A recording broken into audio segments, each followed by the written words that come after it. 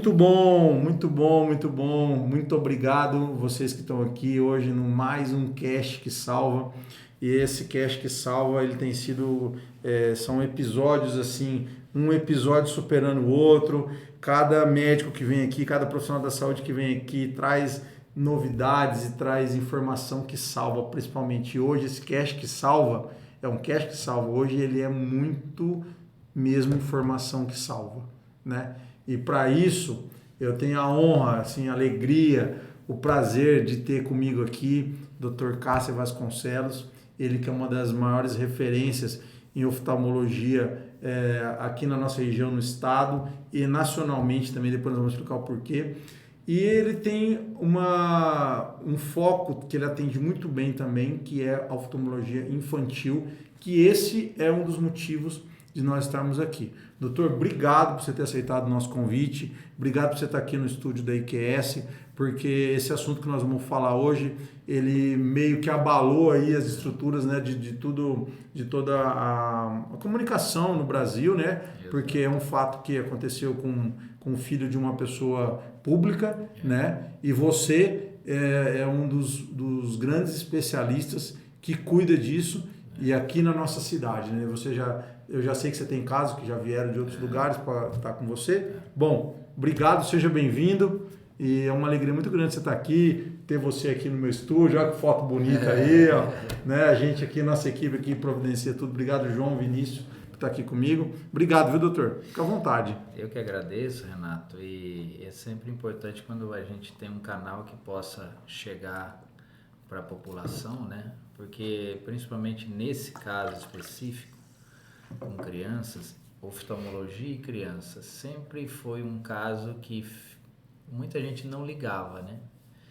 Quando eu cheguei da Escola Paulista com a especialidade em oftalmopediatria, isso em 2005, existia um conceito que criança deveria ir no oftalmologista depois dos 7 anos. Nossa. Isso inclusive de médicos, entendeu? Então, esse conceito veio mudando porque Rio Preto tem uma pediatria forte, sabe? Tem uns pediatras bons. Então, eu fui conversando com esse pessoal e mostrando o quão é importante mudar esse conceito, entendeu? Esse conceito de levar a criança bem mais cedo e não depois dos 7 anos. Por quê? 7 anos é tardio, né, doutor? Veja bem, são coisas assim. Aos 7 anos... a visão do paciente, o desenvolvimento da visão em termos de percentual, ela se encerra. Eu sempre falo assim, é como se você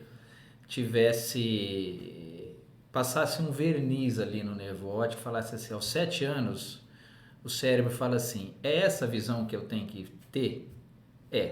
Daqui então eu nem pioro e nem melhoro. Então, aos 7 anos, fecha a conta. Exatamente. Então, o cérebro, desde quando a criança nasce, nós temos 2 olhos. Eles são juntos e separados ao mesmo tempo. Quando a criança começa a abrir o olho para enxergar, aquilo lá começa a ativar um circuito entre olho, nervo óptico e cérebro. Então, é ali que se desenvolve a troca de informações. O cérebro recebe do olho boas imagens, seria o certo, né? Tanto de um olho quanto do outro. E à medida que ele recebe boa imagem, ele desenvolve aquele olho. É uma troca, entendeu? Então essa troca, ela vai até os 7 anos da criança. Depois dos 7 anos, se encerra.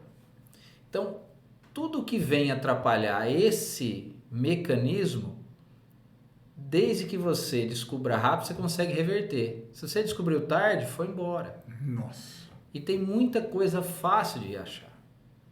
Você quer ver uma coisa? Boa, doutor, já. Criança...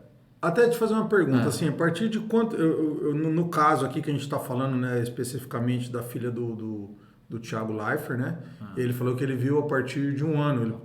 ela está com em torno de 1 ano. Ele teve essa percepção. Com quanto tempo o pai consegue ter uma sacada? Ou com quanto tempo ele tem que levar, fazer alguma coisa, fazer um exame, para ele ter essa... É assim, no Vê Brasil, que algo está errado, né? No Brasil tem uma lei, que essa lei já tem uns 15 anos, que é a lei do reflexo do olhinho, certo? O exame do olhinho, melhor dizendo, do reflexo vermelho. Isso aí fez com que todas as maternidades, a criança nasceu, o pediatra mesmo, o oftalmo, ele tem que fazer um exame para saber se o reflexo vermelho, o exame do olhinho está normal. O que é esse reflexo vermelho? É uma coisa muito simples de entender. O olho nosso, ele é uma máquina fotográfica, né? Então, os meios para... Vamos imaginar aquelas câmeras antigas que tinha filme. Uhum. Se as lentes estão limpas, a imagem chega boa no filme, certo? Certo. Se a lente está suja, não chega. Uhum. Então, quando esse olho tem os meios transparentes, aquele reflexo da luzinha que o pediatra vai jogar bate no fundo do olho. E volta. No fundo do olho a gente tem vasos que dá o aspecto de vermelho na nossa retina. Então bate lá e simplesmente ele responde que tá aquele reflexo vermelho, ou seja, tá tudo certo, a luz está entrando e está saindo. Quando algo bloqueia, é onde o pediatra mesmo fala assim, opa, não tá igual esse reflexo, entendeu? O reflexo é diferente. E aí ele já encaminha. Ali já acende a luz. O quanto de criança tem sido salva em relação ao olho disso é enorme. Por quê? Porque antes, criança nascia, você acha que o pessoal mais simples... E essa lei é lei, tá? É todos os hospitais... SUS, independente de onde nasceu. Toda criança nascida em território brasileiro. Então, assim... hora que dá essa diferença, o pediatra já falou, opa, tá diferente. Ele não precisa fazer o diagnóstico ali. Quem vai fazer o diagnóstico somos nós, oftalmos. Ele fala, opa, não tá legal. Aí encaminha essa criança para passar no oftalmologista. De lá a gente vai saber o que aconteceu. Então, o que acontece de mais grave quando a criança nasce? Geralmente as doenças mais comuns. Catarata congênita, depois eu vou falar dela. Glaucoma congênito e doenças na retina, certo? Essas são doenças que têm que ter uma intervenção rápida, porque ela atrapalha aquele circuito que eu te falei. Tá. Sabe? Então, logo ao nascimento, a criança já passa por um exame de peneira, vamos dizer assim, um screening. Que é obrigado, né? Obrigatório o exame. Depois disso, vamos imaginar que isso deu tudo normal. Tá. Dali 6 meses, o ideal é passar no oftalmo de novo. Ó, que informação. Por quê? Porque em 6 meses muita coisa acontece. Como na filha do Thiago Leifert. Então, em 6 meses, você passa... Basicamente, não é um exame para você ver se quanto que a criança está enxergando. Não.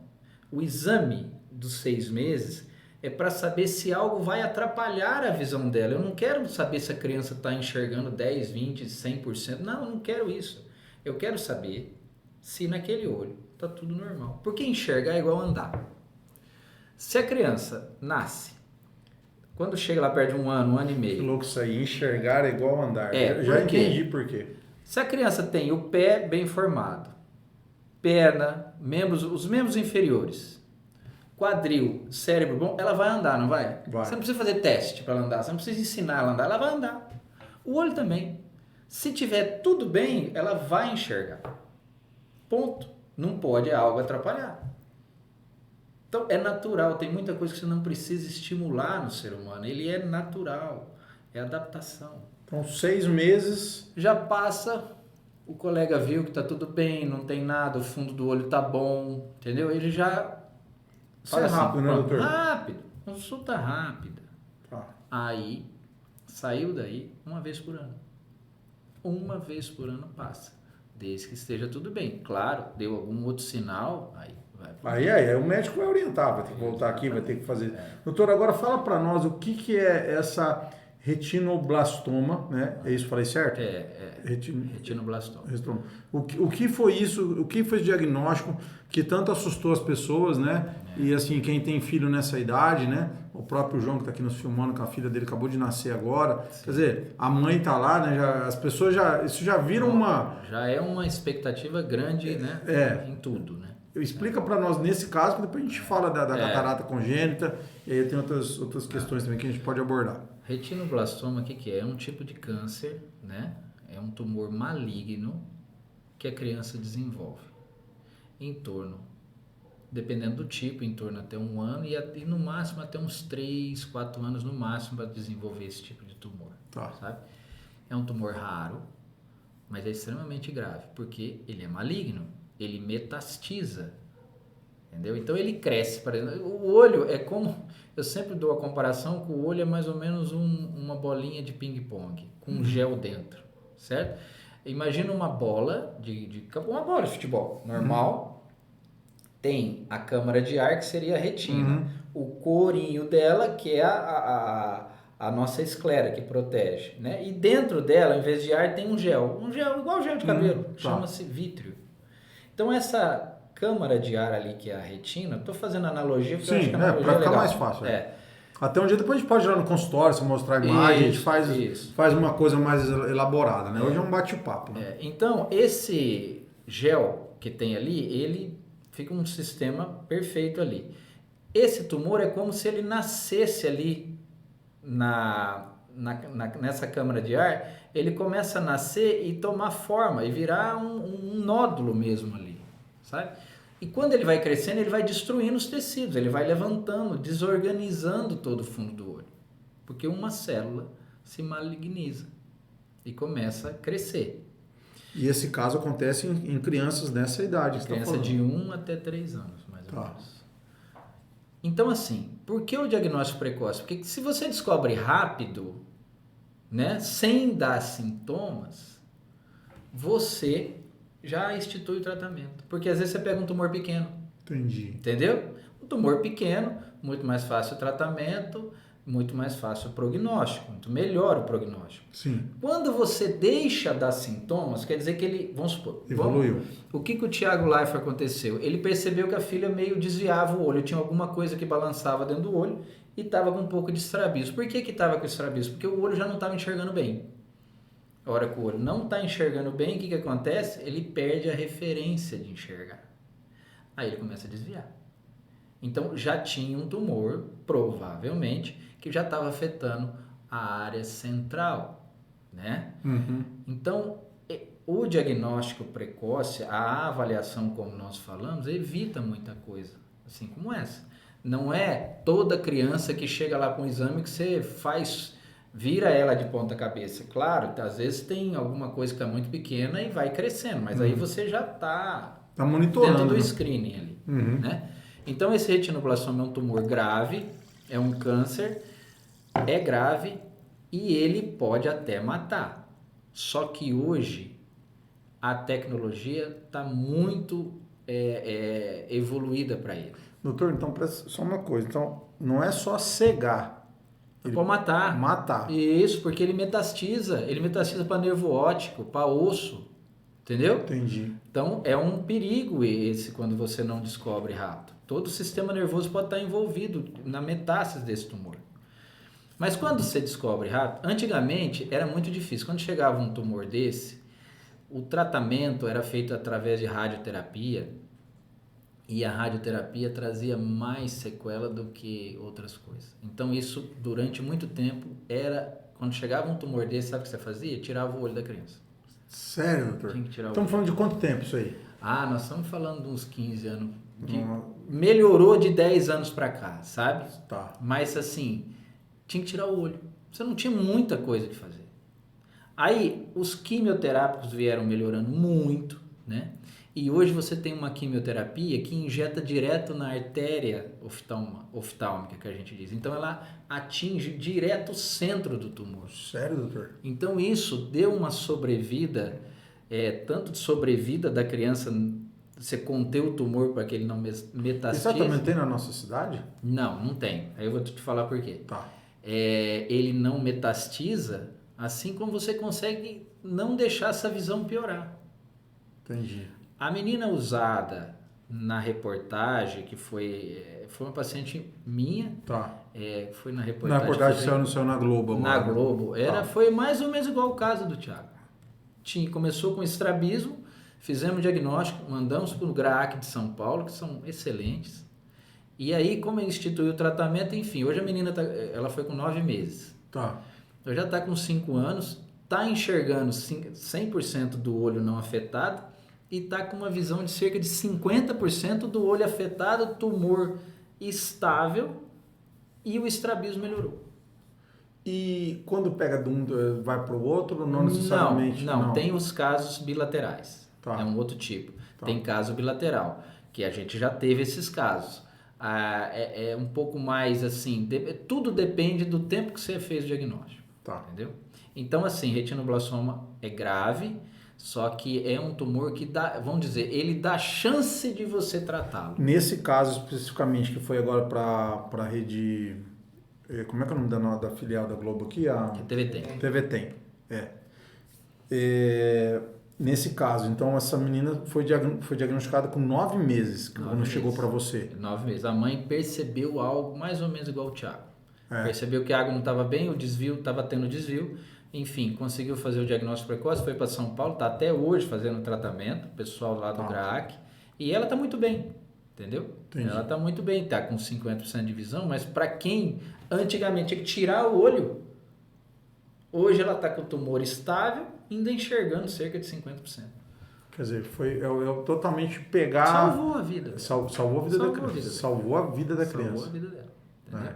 Então, assim, como toda doença, né? Nós estamos falando do olho, mas assim, a próstata para o homem, a mama para... Não adianta. O câncer de pele. O câncer, Renato, ele vem, você está sujeito a ele e o único jeito é você falar assim, não, eu vou fazer meu exame. Não tem mais esse negócio, eu não vou procurar porque eu não quero achar. Meu amigo, como você não quer achar se uma coisa está crescendo, pode crescer dentro de você?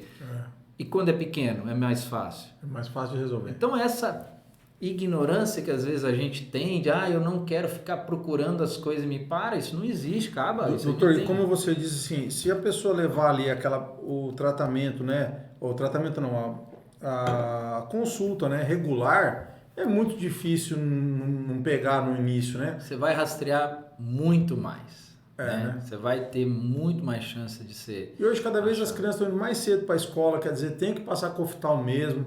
Já institui isso aí, vai lá no 6º mês, depois volta quando faz 1 ano, aí depois o médico vai encaminhando o período que precisa, né? Rio Preto está tendo essa... Bom, pelo menos a gente tem visto que o pessoal tá mais alerta nisso, né?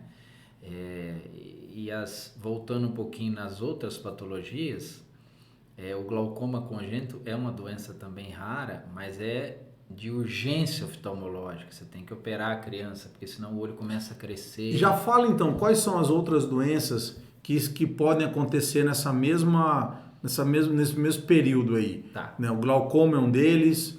Glaucoma, catarata congênita Tá. E problemas na retina. Vamos dizer, o retinoblastoma é o mais grave deles porque não fica só no olho, né? Tá. Pode matar. Ponto. As outras não, as outras ficam restritas aos olhos, tá? Então a catarata congênita é a mais comum dentre essas que eu estou te falando. Por quê? Porque tem uma história familiar presente, às vezes tem pai, mãe, avô que tiveram catarata precoce, então essa criança tem que ser observada. E o que ela faz? Ela interrompe aquele ciclo que eu te falei, cérebro-olho. Você entendeu? Entendi. Então, não vai andar. A criança, a hora que nasce, tá lá os neurônios prontos, como que nós vamos enxergar? Cadê a luz? Não tem a luz. Um olho tem, o outro não tem, porque está bloqueado pela catarata, certo? Aí o cara fala, poxa, mas aí não está chegando, não está chegando luz. Aí o que o cérebro fala? Então todos esses neurônios que estão aí, pode largar a mão, deixa eles quietos que não vai usar. Não vai jogar, luz, não vai jogar, deixa esses jogadores e cancela esses caras. Aí aquele olho, por isso que catarata congênita é muito pior quando é de um olho só. O prognóstico quando ela é bilateral é melhor. Sabe por quê? Você tem lá o nervo óptico direito, o nervo óptico esquerdo, certo?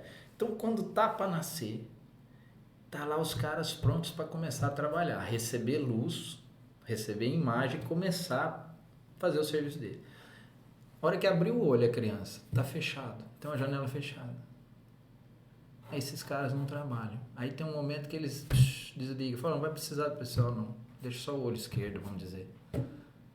Aí aí você tem que chegar rápido, fazer um diagnóstico rápido, operar rápido, para tentar reativar esses caras, entendeu? Entendi. Quando é bilateral, praticamente o cérebro falou, nasceu, o que está acontecendo? Aí é hora também de você fazer a cirurgia, aí quando você libera os dois olhos, aí o impacto para o cérebro é menor. Exatamente, esse é feito aqui também. Esse é feito aqui. O tratamento do retinoblastoma, ele geralmente é feito em Barretos, estão começando isso também, no Hospital do Amor. Mas ele é muito específico. Então você tem que ter um centro que drena. Não adianta o Cássio ter um centro, o Renato tem outro centro. Não. É um centro onde atende o convênio, o SUS, o particular, todos vão no mesmo lugar. Porque é uma coisa que é muito caro o tratamento, equipamentos muito caros, então você tem que concentrar. Mas a manutenção você consegue fazer, né? Aí o tratamento lá e a gente vai acompanhando. Tanto é que o pessoal do GRAAC a gente tem comunicação direta. Quando eu faço meu exame, mando para eles, fazem o deles, mandam para mim. Entendeu? Então da catarata ficou claro. E é nessa mesma faixa de idade aí também. Mesma faixa de idade. A catarata já vai dar algum sinal no exame do olhinho. Quando ela não dá sinal no exame do olhinho, ela é um pouco menos grave, porque ela é do desenvolvimento. Esse olho enxergou, aí ele passa a ficar ruim. É menos mal. O glaucoma congênito é uma condição também grave, porque a criança nasce com um sistema de drenagem do líquido do olho. O líquido do olho é um sistema que está produzindo e está banhando a córnea, que é como se fosse um sangue incolor. Tá banhando a córnea, tá banhando o cristalino, a íris e tá indo embora. É como se alguém pusesse o pé no ralo. Começa a encher. Como o olho da criança é elástico até os 3 anos, as fibras, ele começa a crescer. Como se estivesse enchendo a bexiguinha e não tem onde sair. É que a criança fica com o olho maior aí. Fica com aquele olho maior e aí tem um negócio. Tem gente que fala, nossa, o olho da minha filha é bonito, olha, parece um olhão de jabuticaba. E às vezes... Isso dentro do normal, né? Tem olhos que crescem, aí quando ele cresce um pouco mais, sabe o que acontece? Ele começa a criança a ter fotofobia. Ela olha para a luz, começa a fazer assim, começa a lacrimejar. Então, a criança começa a fechar a pálpebra assim e lacrimejar. Entendeu? Entendi. Então, é um sintoma de glaucoma congênito, que geralmente quando dá, os pediatras já me ligam, tem uma coisa suspeita aqui. Talvez esse é o mais fácil de perceber. Dá um sinal, esse é. Do pai, né? Falando, não pro médico, né? Pro médico ele vai Tudo que dá sinal é mais fácil. Entendi. O sinal, ele aparece, você mostra, entendeu? Porque nesse caso do Thiago, a gente falou do retinoblastoma, ele teve que ter uma percepção, né? E tem uma coisa interessante, doutor, assim, não sei se eu vou falar eu como pai, né? Você como especialista. E muitas vezes nós pais, você também é pai, a gente não quer enxergar um problema no nosso filho, né? Você tem um sentimento de negação. Isso. A própria... Parece que a esposa do Thiago, num primeiro momento, ela parece que eu ouvi alguém me falando numa outra live que ela fez, que no começo ela meio que falou assim... Não, mas não é, sabe? É um sintoma de negação, medo daquilo. Que é normal, né? Mas isso foi bem rápido, porque são pessoas instruídas. Mas ela relatou isso. Porque é uma coisa que dá mesmo. Exatamente. Né? É como você ser chamado na escola e falar, teu filho não está aprendendo. Isso. É muito ruim, naquele momento você vai falar... Você quer negar. Quer negar, é normal isso aí, né? Eu tenho pacientes com outros, como estrabismo, que o pai chega e fala, não, mas ele não tem estrabismo, ele não tem... É a avó, é o tio que está falando. Mas aí chegou lá... Tá, sobre o estrabismo, até essa pergunta, ela para mim tem assim, uma coisa importante, porque a minha mãe é estrábica desde criança, né? Então ela nunca se viu sem óculos, né? Sem óculos. Então, mas é lógico, hoje ela tem 70 anos, então quer dizer, lá se vão muitos anos aí, desde que ela nasceu, a evolução. Como é que está isso hoje, doutor? Você que é um especialista nisso, talvez assim, um dos poucos mesmo no Brasil, com foco muito grande, você é procurado por gente do Brasil inteiro, né? Não só por esses assuntos que a gente falou, mas também por conta do estrabismo. As coisas mais comuns. Isso. Como é que é isso? O estrabismo é o seguinte, o estrabismo também é raro, cerca de 4% da nossa população pode desenvolver estrabismo. E ele tem uma carga genética e uma carga hereditária, familiar, né? Ou a pessoa pode desenvolver isso dela mesma. Às vezes o estrabismo está ligado a grau alto, né? Uma hipermetropia alta ligada a um tipo de estrabismo, como o estrabismo básico, tanto o olho desviado para dentro quanto para fora. Independente da causa do estrabismo, sempre tem tratamento, sempre tem como melhorar. De 2005 para cá, teve uma arma que nos ajudou demais, quem mexe com o estrabismo, que é o Botox, né? O Botox, na realidade, os primeiros estudos com Botox, feito pelo Alan Scott ao redor de 1982, 85, foi para estrabismo. Aí depois, como o estrabismo é uma patologia muito restrita, a cosmetologia pegou e aí foi difundindo o Botox para todas as especialidades. Ou seja, dava certo para aquilo. Isso, aí pegaram. E foi o boom da toxina botulínica, né? Aí o que ele age no estrabismo? Ele é uma opção antes de você fazer cirurgia. Porque também tem a cirurgia, né? Tem a cirurgia, que é muito boa, mas ele é uma opção antes da cirurgia, porque o estrabismo nada mais é que um desalinhamento dos olhos. A gente tem no olho, todos os músculos têm o seu antagonista, né? Então, se eu divido a força, eu tenho uma força equilibrada, o olho fica no centro. O de cima com o de baixo, o de lado com o de fora com o de dentro. Então, forças iguais, olho no centro. À medida que eu tenho uma quebra dessa harmonia, o olho vai pender para o lado mais forte. Aí o Botox entra para fazer o quê? Enfraquecer aquele músculo que está mais forte. Entendi. Aí faz o pêndulo. E não diferentemente da cosmetologia, o Botox não é aquele negócio que no olho você precisa ficar aplicando a cada 6 meses. Às vezes você faz uma aplicação e você cura a pessoa. Entendeu? Às vezes você curou. Às vezes você tem que repetir. Certo? Mas é uma arma muito grande que a gente E aí depois disso tem a cirurgia. E tem a cirurgia também. Ele é uma evolução, porque antes você só tinha cirurgia. Criança de 8 meses, 1 ano de idade, com estrabismo, você tinha que fazer cirurgia. Você não tem como medir certinho. A criança não colabora.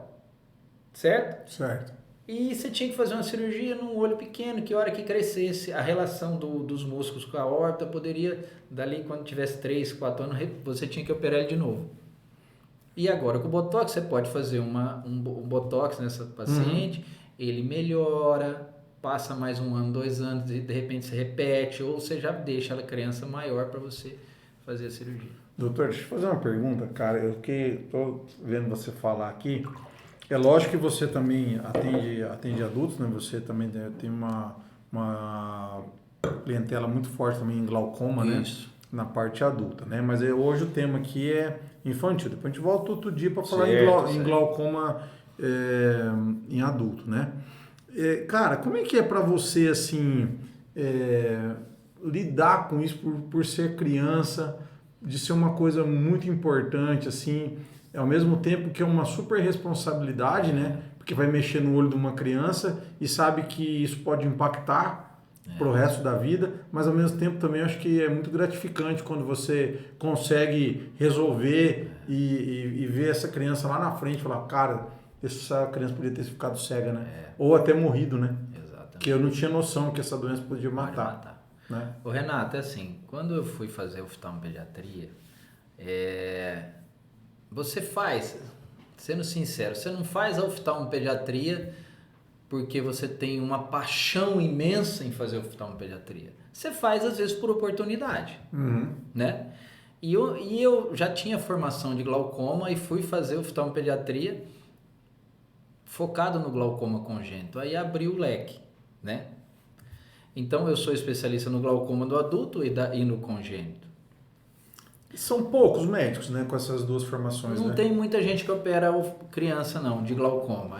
São um grupo E você pequeno. opera, né? Eu opero. Então, quando você faz a pediatria e você começa a lidar, que nem eu fiz na Escola Paulista, minha especialização, e você lida com aquele pessoal simples que vem de todo o nosso país, com criança que demorou diagnóstico, criança com aqueles olhos imensos, que lá não chega, lá a maioria não chega coisa simples, só chega caso hard mesmo. Chega pai, mãe cego sendo trazidos por uma criança que está quase ficando cega. Então é assim, é essa a média. E aí você começa, e esse está... Isso foi em São Paulo mesmo. Foi em São Paulo, na Unifesp. De São Paulo. Né? E você começa a ver que ali é jogo, não é treino não. E você tem que estar pronto, você tem que estar no front. E aí isso passa a fazer parte. Entendeu? Entendi. Você passa, no primeiro você fica assim, aí os professores, os orientadores não tem o que falar deles, aí você põe a mão na massa e vai pro front e não liga pro que você está fazendo. Entendi. Porque você tem que resolver, você entra para resolver o problema. Porque são poucos que fazem. Entendi. E aí tem uma coisa que eu sempre fiz e faço com meus filhos, né? Não é fácil com meus filhos, eu lembro dos meus filhos. Toda vez que eu vou operar uma criança, eu imagino que eu estou operando minha filha ou meu filho. Sério, cara? E aí eu falo assim, eu tenho que fazer o melhor. Porque é daqui que depende. Depende de mim. Então eu faço. Você não gostaria que seu filho fosse cego, Exatamente. Ou que você tentaria melhorar ao máximo, né, a dar mais conforto, qualidade de vida então, também. Quando eu estou operando uma criança, eu lembro como se eu estivesse operando minha filha. E dali tem que sair coisa boa. Então eu me empenho para fazer isso. Não tenho medo de fazer, porque não tenho medo de fazer o que eu sei fazer, o que eu fui preparado a fazer. Isso é muito bom, né? Não tem medo, porque eu tenho que estar ali. Certo? São poucos que fazem e quem faz tem que fazer bem feito. Entre aspas, né? Entra um sangue frio ali, né? Tem que ser frio, né? Tem que ser frio porque... Cirurgião tem que ter sangue frio. Cirurgião tem que ter sangue quente, ele pode ter sangue quente até na hora que ele paramenta. A hora que ele paramentou, ele tem que entrar uma áurea nele que ele muda. Entendi. Porque se ele for sangue quente, isso pode atrapalhar. Tá. Né? Então, assim, eu sempre quando vou ver uma criança, eu imagino meu filho lá. Tanto é que quando meus filhos caíram, cortaram a cabeça e tem que dar ponto, eu que gosto de dar os pontos nele. Eu que entro para fazer. Porque eu sei que eu vou fazer o melhor, entendeu? E eu estendo isso para meus pacientes. Cara, e assim, hoje, você com aquele consultório absurdo, né? De absurdo no bom sentido de tá cheio mesmo, você é procurado por várias pessoas, não vem muita gente, né? Quando você olha para tudo isso, você fala assim, você tem uma agenda hoje lotada, mas assim, também lá o pessoal da tua secretária são super preparadas para fazer os encaixes necessários, né? Porque tem um caso, que nem você falou, se um pediatra te ligar e falar, Cássio, estou aqui com um cara, esse cara vai furar, né, doutor? Exatamente. Porque é o tempo, né? Não é uma consulta de rotina, né? Não. Hoje, como é que está esse preparo lá no teu consultório? Como é que você conseguiu hoje criar essa equipe que você fez e para dar todo esse suporte? Renato, é muito complicado isso, porque a consulta de criança não é a mesma do adulto. Consulta de criança ou criança no pediatra, ele faz o seguinte, ele vai examinar se a criança está chorando ou não, ele faz um rolinho, segura a criança, abre a boca da criança, escuta a criança, beleza. Olho não, se a criança chorar, ela fecha o olho e acabou meu exame. Então você tem que ter uma psicologia, primeiro para não deixar essa criança chorar e mesmo chorando você conseguir extrair o exame. Então, isso na fase pré-verbal.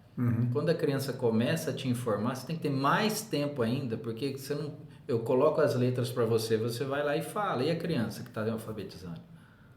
Vê os símbolos. Então, assim, não é uma consulta rápida. É por isso que tem pouco oftalmopediatra. Entendi. Ninguém tem paciência para ficar esperando uma criança falar. E outra coisa, a criança na tua sala de espera, como é que você põe os adultos? Você põe um vozinho lá de 70 anos. Junto é a mesma coisa que você trazer um avô teu no consultório pediátrico. Foi por isso que você separou os... Por isso que eu separo os dias, né? Tem que separar. E quem é pai sabe que demora. Às vezes eu gasto com uma criança pouco tempo. Às vezes eu gasto com a criança 3 tempos. Por quê? Você chega com uma criança com suspeita de retinoblastoma. Você acha que eu vou examinar ela em 20 minutos? 1 hora. Às vezes enrosca. Tem dia que é rápido, mas tem dia que é assim. Porque surge, às vezes, uma urgência. Surge um caso mais complicado. Mas, teoricamente, os pais já têm uma noção, porque tá ali já sabendo que ninguém está no teu consultório também.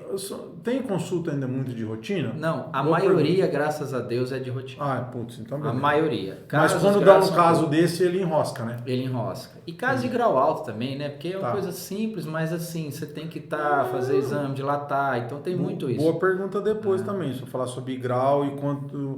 Sobre o consultório, eu estruturei que eu tenho uma equipe. Então as crianças chegam, fazem uma avaliação prévia com uma médica, com outra médica, e eu chego pra gente fazer o diagnóstico final e tudo mais. Doutor, e assim, já que nós falamos do grau também, a partir de qual a idade aí que a criança vai ter que usar um óculos, ou depois de quanto tempo, ou ela pode usar uma lente de contato, como é que é isso? O grau, ele entra no mesmo critério de diagnóstico dos 6 meses ou uma vez por ano, tudo mais. Não, criança geralmente tem um grau fisiológico que ela se vira, o problema é quando ele passa do fisiológico, aí você tem que corrigir.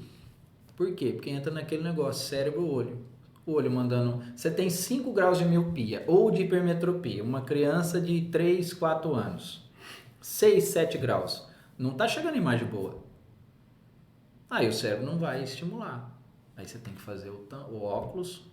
E se é num olho só, tampão. Se são nos 2 olhos, o grau é simétrico, é mais tranquilo. Entendi. Só para você ter ideia, isso é importante a gente falar. Não, eu ia até te falar agora, acho que esse assunto você pode até criar aqui para mandar. Se você tem uma criança com 5 graus de hipermetropia nos 2 olhos, é menos pior do que a criança não ter nada de grau no olho e ter 2 graus no outro. Sabia? Entra no princípio da simetria. Se tem 5 graus nos 2 olhos, para o cérebro ele está enxergando mal dos 2. Então ele falou, mas que isso? Ele não tem competitividade. Mas se a criança não tiver nada de grau no olho e tiver 2 do outro, aí pode ter problema. Por isso que muitas mães falam, eu vou levar meu filho no médico para que ele pega uma formiguinha no chão. Tá, beleza, mas qual olho? Dos 2? Tá testando? Você não sabe. E é só na consulta que a gente vai saber. Cara, que loucura, hein? São detalhes pequenos, mas que tem que informar. E assim, hoje, também, se você puder até responder para... Pessoal, tem uma câmera do lado aqui, que depois a gente faz cortes, né? E se você puder responder para essa câmera também, já deu muito conteúdo aqui, né, João? Talvez uma das que a gente mais vai extrair, assim, muito conteúdo, né? Por exemplo, quais são os principais sintomas ou características principalmente na fase escolar, que a mãe e o pai têm que ficar atenta, que o filho precisa ir no oftalmologista? Bom, vamos lá. Como eu falei, criança quando não enxerga, quando tem um grau dos 2 olhos, você vai ter uma facilidade maior, porque ela vai ter dificuldade em algum momento, ou na escola, ou ela vai trombar muito, ou ela vai cair, certo? Ela não vai fixar muito, certo? Você passa alguma coisa, tá passando alguma coisa na televisão, mas por que a minha filha não interessa por televisão? Porque não está enxergando a televisão. Aí aquela criança dispersa. Está na sala de aula, aí ela fica conversando. Por que ela está dispersa? Porque não está enxergando o professor que está passando. Então, quando o grau é nos 2 olhos, é até mais fácil o diagnóstico. O grande problema é quando é num só. Quando é num só, em um olho só, você não sabe, a criança vai bem, não tem dificuldade, mas é um olho só que está enxergando. Um olho está salvando o outro. Exato. Não está salvando, não. Olha. Pelo contrário. Boa, ele não está salvando, ele está afundando. Ferrando um outro, né? Porque se eu estou enxergando, você que se vira, meu amigo. Você se vira lá com o cérebro.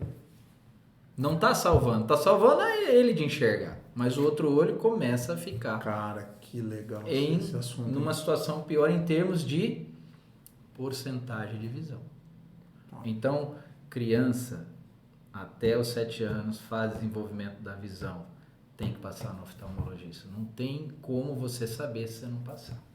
Que legal. Doutor, no caso de uma cirurgia de glaucoma em criança, recuperação é igual de uma de adulto? É a mesma coisa? Dá um pouquinho mais de trabalho? Porque hoje vocês usam o laser, né? Mas veja bem, é interessante, porque o glaucoma de criança... Glaucoma, vamos dizer, não tem cura, tem controle. É igual a pressão alta do corpo. Tá. Salvo em algumas situações temporárias, não tem cura pressão alta do corpo, pressão arterial alta. Uhum. O glaucoma é a mesma coisa. O glaucoma do adulto você controla, igual o diabetes, mas você não tem um remédio que cura. Da criança, devido ao mecanismo, às vezes você tem cura. Entendeu? É um glaucoma que às vezes você tem cura. Tá. Então você fazendo o diagnóstico rápido, operando ele com a técnica correta, você às vezes consegue salvar. Eu tenho aí, como eu acabo sendo referência em glaucoma congênito, eu tenho muitas crianças que estão com visão de 100% hoje. Que legal, operadas no momento certo, na hora certa, entendeu? Que 10, hein? Então, é questão de você fidelizar o paciente e outra. Às vezes a consulta demora porque eu tenho que fidelizar a mãe e o pai. Porque se eu chegar e falar assim, Renato, ó, teu filho tá com catarata congênita, nós vamos operar e ele vai ser assim, tá bom? Tá? Oh, mas como tá bom? Mas o que mais que eu tenho que fazer? Você entendeu? Por isso que demora. Você não tá lidando com a criança, tá lidando com a pai. Doutor, mas aí, por isso que é importante as pessoas que estão nos escutando, né, saber a referência do médico, né? A gente tem falado muito isso daqui, né? E aí eu não contei também nesse início do que a gente veio para falar mais do Dr. Cassey como um médico especialista, mas ele tem uma função também, ele sempre exerceu como um médico de classe. Né? Então você foi presidente da Associação da Sociedade de Medicina, junto com a PM, né? Isso. Aqui de São José do Rio Preto. Você está dentro da nossa diretor da nossa da Unimed. Da Unimed e também da nossa associação da CIRP. Da CIRP. Exato. Sou diretor aí. E diretor da CIRP. Quer dizer, você sempre teve uma participação importante também defendendo a classe médica e se posicionando. Então, por que eu estou dizendo isso? Porque a importância de você buscar um médico que ele é especialista. Porque hoje o que acontece? Hoje, como tem muitos médicos se formando, muito menos residência, a proporção é para 1/3 aproximadamente, né? Ou seja, quem forma, só 1/3 consegue entrar para fazer uma residência. Então, e saber também, se por exemplo, o cara está falando que ele é especialista em oftalmologia pediátrica, será que ele é mesmo? Né? Então, quer dizer, e às vezes o próprio médico ele fala, ó, eu faço aqui, mas é bom você ter muitos colegas corretos também, né? Mas é importante você que está nos assistindo saber, não só aqui na oftalmo, qualquer outra área, né? Antes de você chegar aqui, eu acabei de receber a receita do meu amigo lá, que cuida de mim, o Dr. Micael Faria, um dos caras mais top que tem em gastrointestino. Quer dizer, você sabe ali quem é o profissional, então você fica atento, né, doutor? Isso é importante demais. Né? Assim, né? Você citou aí, tem muita faculdade e pouca residência. Nós temos um gargalo, porque não aumentou o serviço de residência, assim como o número de vagas. Então, nós vamos ter, infelizmente, muito aventureiro. Né? Uhum. Muitos colegas que às vezes vão ter uma formação não tão boa e vão procurar.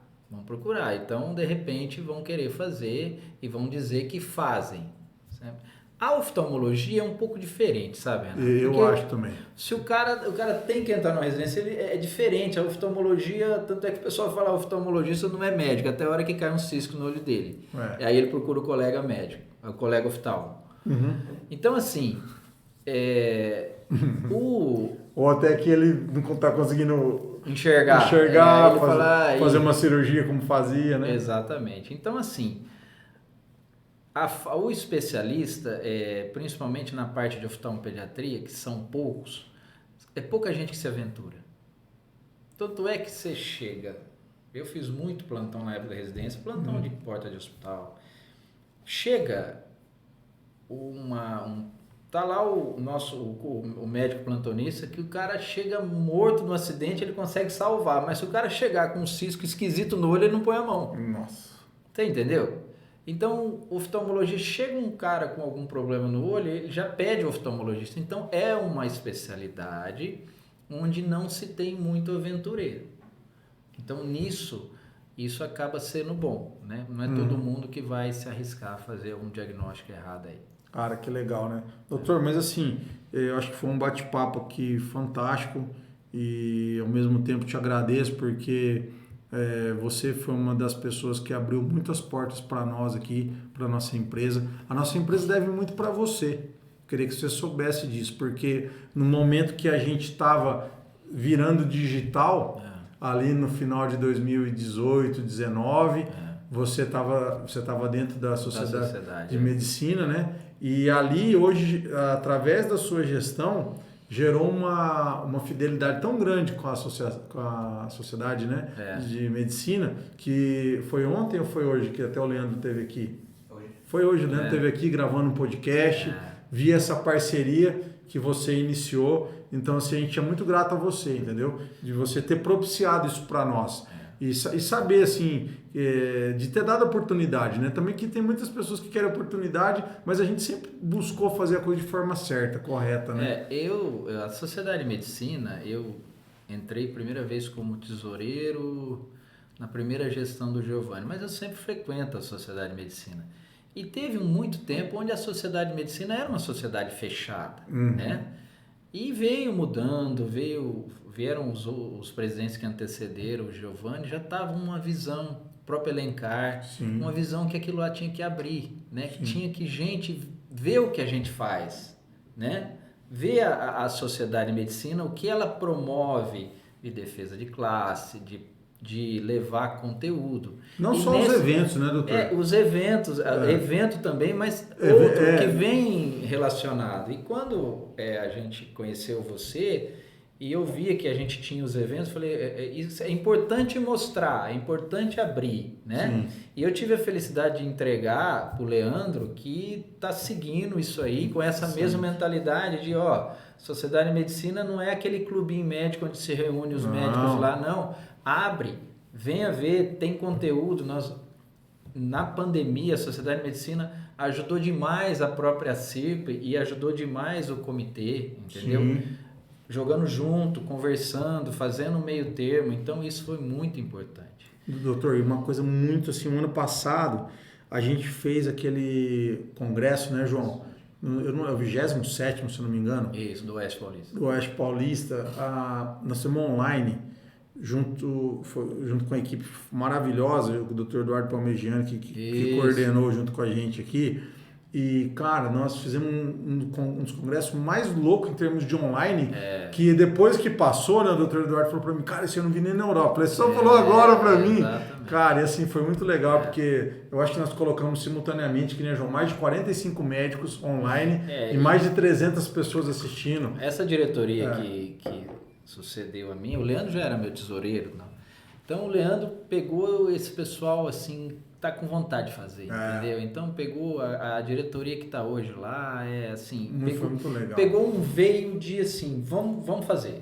Mas o que eu acho mais legal é assim, dar oportunidade, né? É lógico também que a gente essa união só foi proporcionada por pessoas que causaram esse network, né? E uma dessas pessoas não está mais aqui, que é o Gilberto Moreira, que foi ele que fez essa, né? Um cara que teve um papel importante. Muito importante. Então, fez um legado e deixou. 2 filhas médicas, né? O Gilberto tem, né? A doutora Bárbara e a doutora, vou lembrar do nome da... Nossa, eu fiquei ruim de memória, né?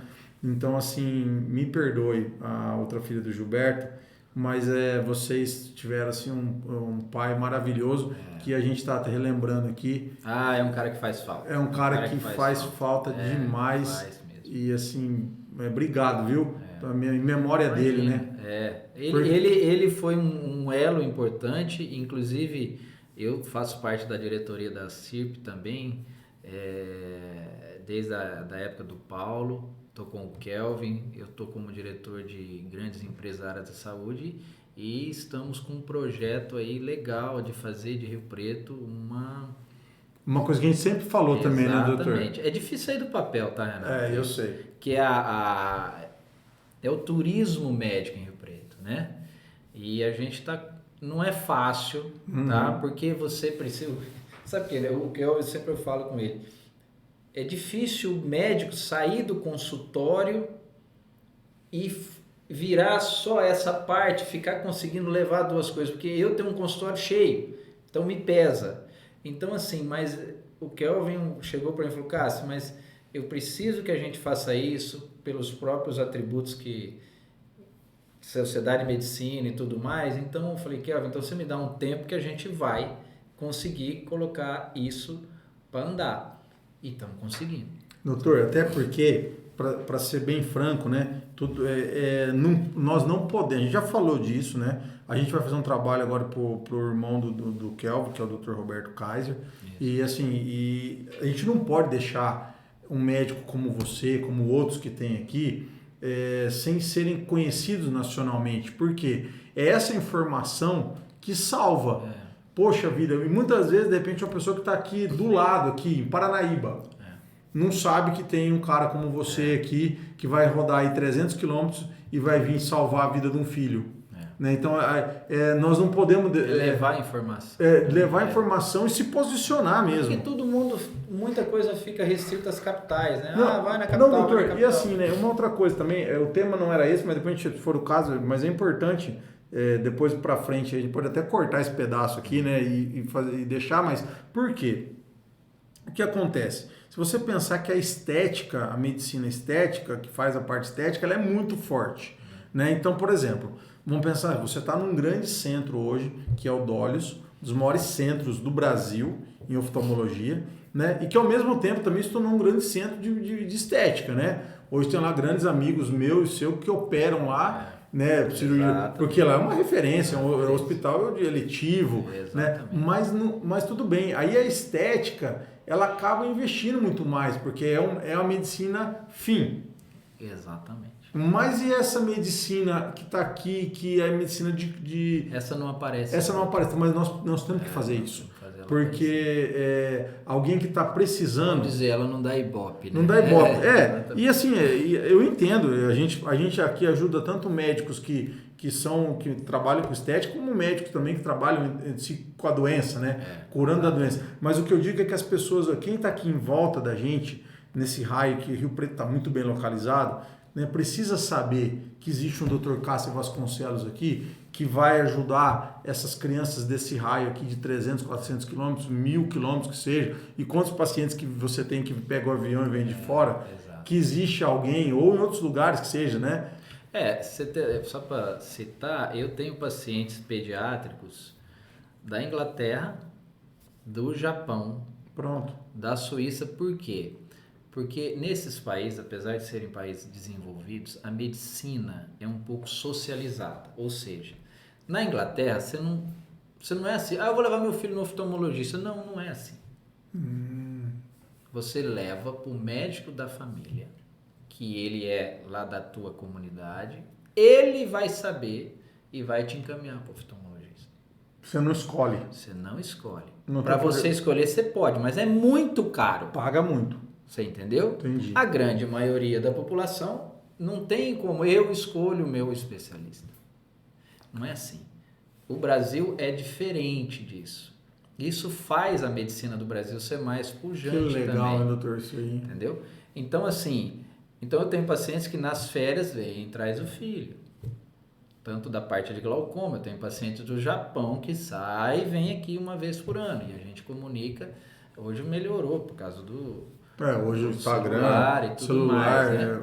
Consulta online, né? Essas são coisas que, próprio na França, tem pacientes que faziam tratamento na França ou na Itália, mas eu passei no médico aqui, ele falou isso, vamos fazer isso, tá certo, tal, faz isso, entendeu? Então, doutor, tem isso e como diz outro amigo nosso também, que aliás gosta demais de você e trabalha junto com você e trabalhou muito, que é o Álvaro também, a gente precisa levar isso, né? Precisa, um médico como você, outros médicos. Isso é uma grande dificuldade, né? Porque muitas vezes o médico que não é essa medicina fim, ele tem essa dificuldade, ele está trabalhando tanto ali, não que o outro não trabalhe, mas assim, é que são focos diferentes, né? Você não... como é que você vai entrar no teu Instagram e falar, hoje eu curei? Não dá, né? Mas você tem que... Você precisa ter... É uma equipe que faz isso.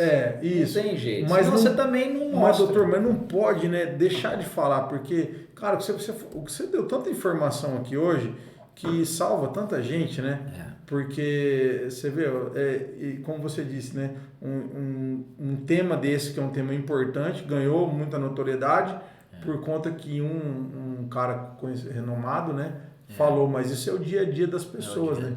É o o dia a dia. É o seu dia a Por dia. sorte, são doenças com baixa incidência, mas quando ocorre é muito grave, né?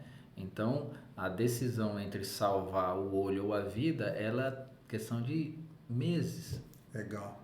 Entendeu? Doutor, obrigado pela tua presença aqui. Eu que te João, agradeço. deixa lá no link depois os dados do doutor, o Instagram do doutor. O objetivo desse Cash que Salva, de nenhuma forma promover o Dr. Cassey. Assim, nós estamos aqui levando conteúdo. Mas é lógico, se você sentir a vontade e você quiser agendar uma consulta, quiser procurar a opinião dele, veja lá no Instagram ou entre em contato lá no Hospital Dólios. Eu tenho certeza que a equipe dele vai atender vocês. Entra lá no Google e nós vamos deixar os dados aqui também para quem queira, né, passar o filho lá, ou mesmo, né? Hoje nós falamos de criança. Isso. Mas, doutor, já está convidado para a gente voltar a falar. A gente tem que falar de glaucoma, tem muita coisa nova em glaucoma. Você falou, inclusive, que tinha alguma coisa chegando aí. Isso, chegou então, já. Nós temos que falar disso daí em outra oportunidade. Sim. Mas hoje a gente acabou falando de criança e foi muito legal, cara, porque a gente às vezes também não dá muito valor quando vai tudo bem, né? Não.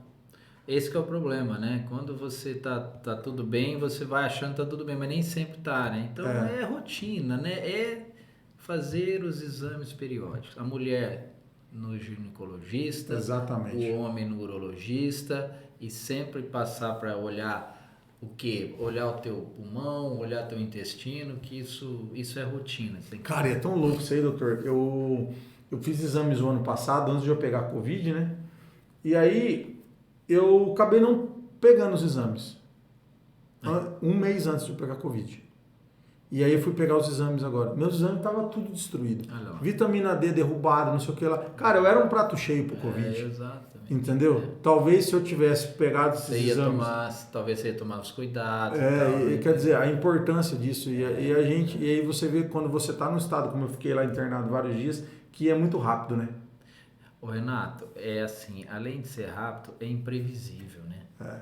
Você, assim, um dia anterior, você estava aqui no teu trabalho, dali a pouco, foi. Você podia ter ido embora. Foi, exatamente. Quantos não foram? Entendeu? Exatamente. Então, existe um negócio, isso o João Leal, que é o cardiologista, falou assim, o melhor presente que você pode dar para o teu corpo é uma atividade física. É um esporte, é uma atividade física. É o melhor presente que você dá. Então, isso fica também, não só... A gente esqueceu de falar um pouco de celular e criança, isso é importante também. É verdade. Né? Isso eu lembrei agora. Então, mas, mas eu acho que compensa falar porque... Então, assim, o nosso organismo precisa de movimento, entendeu? Então, se você não der, ele vai sentir falta. Quanto a celular de criança, gente, é o seguinte, isso aqui é a melhor coisa que tem e é a pior que tem também para criança. Por quê? Se isso aqui não tiver limite, ele destrói seu filho. Ele destrói o intelecto do seu filho. E também os olhos. Os olhos não destroem, mas vai ficar muito ruim. Por quê? Porque a criança, a hora que ela tá com o celular na mão, é diferente da TV, que ela tá no sofá olhando. Ele faz isso, ó. Quantas vezes vocês pegam o filho de vocês assim? Ou assim?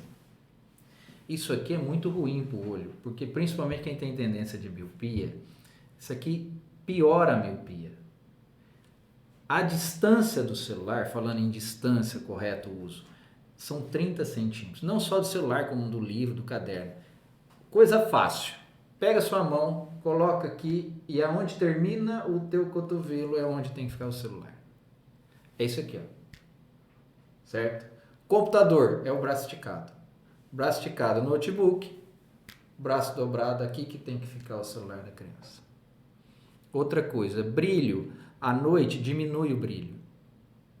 E também colocar aquele protetor de conforto ocular, que é amarelo. Não fica aquela coisa, aquela luz forte. Então, essas são as dicas básicas. Outra coisa, a criança não pode ficar mais que 3 horas isso aqui. Por quê? Veja bem, Você tem uma criança de 9 anos, vamos dizer. Ela está lá no YouTube. O que acontece com ela? Se ela está vendo um vídeo que não interessa, o que ela faz? Passa. Ou seja, as crianças de hoje são impacientes. Se você não der algo que prenda ela não quer saber. Ela está aqui, ela não quer. Elas não acabam de ver um vídeo. Ela faz assim. O que acontece com a criança viciada nisso aqui? Ela vai para a escola, não vai? A hora que a professora está escrevendo alguma coisa que ela não quer, ela não quer saber. E eles estão superficiais. Você quer ver um negócio? A criança hoje fala assim, quero saber sobre a Revolução Francesa. Ela fala aqui no Google, Revolução Francesa. Aí vai mostrar assim, Revolução Francesa aconteceu no ano tal, foi uma revolta, tal, ponto. Um parágrafo. Para ela tá bom. Eu já sei tudo Revolução Francesa. É um parágrafo. Superficializou a criança. Porque antes, na nossa época, você tinha que ir na biblioteca saber. Ler, pelo menos. Revolução Francesa em um parágrafo. Eu sei tudo de Revolução Francesa. Sabe nada. Não sabe nada. Então, gente, isso aqui é a melhor e a pior coisa. Então, para ela ser a melhor coisa, o pai e a mãe têm que regular. Tem alguns aplicativos aqui que você controla o tempo de uso, controla o aplicativo que ele pode entrar. Isso tudo tem jeito de controlar. O que não dá para admitir, alguns pais que chegam no consultório e falam assim, ele está usando muito celular? Ele fica o dia inteiro no celular. Eu falo assim, e você não fala nada? Não pode, gente. A gente sabe que tem pais que acabam ficando com o celular porque não tem babá, tá? Mas tem que ter um limite. Essa criança tem ficado dentro de casa, essa criança não tem se socializado mais. Você quer ver um negócio? Quando a gente era criança, ia no consultório, com os pais num restaurante. Você ficava um pouco na sala, a criança é impaciente, mexe, mas dali a pouco você fazia um amiguinho, não fazia? Seus filhos, os nossos filhos hoje ficam com isso aqui, no restaurante. Ele não está preocupado em fazer amigo. O que vai ser isso aqui daqui a 10 anos? Então, controla isso aqui. Quer um jeito de diminuir o uso? Ao invés de você cortar o celular, você faz assim. Filho, a cada 1 hora de celular, você vai descansar outra hora. É igual parar de fumar. Se você acende um cigarro a cada 15, você corta o de 15 minutos, você já vai para 30.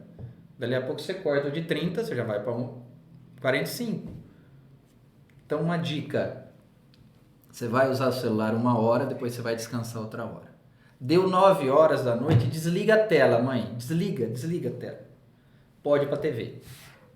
Vai para a TV, mas não pega isso aqui, por quê? Porque isso aqui não deixa a criança dormir, por quê? Porque ele é ativo, ele precisa do dedo da criança fazer isso, ó. Na TV não. A TV tem uma programação, ele tem que sentar e ficar passivo. 9 horas, desliga a tela. Quando for, pode ir para a TV, aquela criança que está acostumada, enfim, apaga as luzes de casa, deixa a TV, pode até induzir o som na TV, mas não deixa o celular depois das 9, não. Eu sei que é difícil, porque eu tenho filho, eu sei que quanto isso é difícil, mas tem que tentar. Muito bom, essa foi para fechar com chave de ouro, hein, Johnny? Foi top, hein? As crianças pequenas lá já vai cuidando. Doutor, obrigado mesmo, tá? Valeu. Você é super bem-vindo aqui e me senti muito lisonjeado mesmo com a tua presença. Imagina, eu que agradeço. Eu sei que a agenda é bufada lá, né? Mas a gente sempre é igual o coração de mãe, né? Sempre vai dar um jeito, né? É isso aí. Legal, gente. Obrigado. Até a próxima aí. Obrigado, valeu.